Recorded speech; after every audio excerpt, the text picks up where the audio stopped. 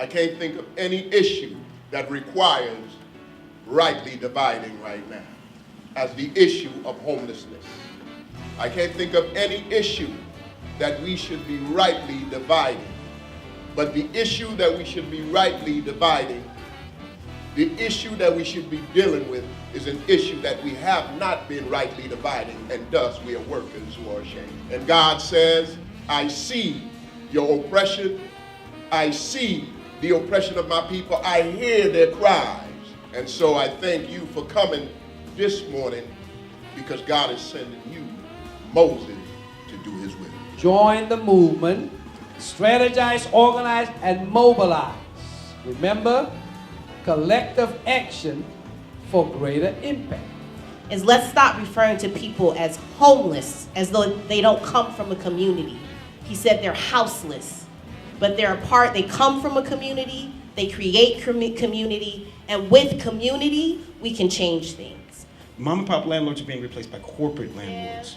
Those who see, have just basically bought up the jungle, buying up Leimert Park, and are pushing out our people because they know now, after lots of police intervention, lots of gang injunctions and things of that nature, that white people, Becky feels comfortable walking her dog at 10 o'clock in Leimert Park now. Many levels to the black homelessness, the incarceration of women, and then what do we do? How do we help? And so at A New Way of Life, we've coupled that with a variety of different things, and I'm told that I need to wrap up, so I guess more will be revealed later. The fair market average for a two-bedroom apartment right now is $2,500 per month. Now, if you do the math really quickly, if you do 2,500 times 12, you will quickly realize that the actual annual rent payments equals the amount that people are making in wages. Los Angeles is a rent-burdened city, right? Anything over 30% of your income actually begins to make your housing unaffordable. And most folks who are living in Los Angeles, and people in this room, keep it 100, are paying way more than 30% of their annual income towards rent, right? Are doubly likely, right? Doubly likely to have lower wage jobs, right? To have less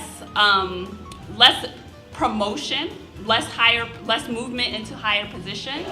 And so, we're dealing with both the unemployment and underemployment factors when we're talking about the experience of black folks in Los Angeles. If teachers don't know that you actually have homeless students at your school, and this is a conversation you need to be thinking about, then they're not going to be able to be very, very helpful.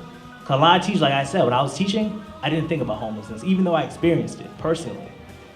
So if it's now on teachers' radar, they're not seeing the signals and seeing the signs that this child might be experiencing homelessness, and we have actual federal resources that's meant to be allocated for this individual to actually get support. Reba is here, and I've met with her, and I've enjoyed, and she's challenged me, and she's challenged my organization, and she's challenged the folks that work for me in some cases. But I think that we really need to figure out how to really implement and involve peers in the work that we do and have them informed. And certainly there's certain things that we just have to do because we got to do them because it's structured that way. But I think we have to figure out how to really maximize the valuable experiences and lessons learned and knowledge that people who have attempted to go through these systems. What's critical is to care, to really care. I mean, oftentimes we find that we have people who are hired to do a job or they're employed. But do you care? Do you care about the job that you have, taken on? Because what happens is that we're people, and we recognize when people really care about us. Let us embrace the vision and move and march towards our destination. That destination is a more just and fair society, beginning by declaring homeless no more for black people. Thanks so much, and let's go.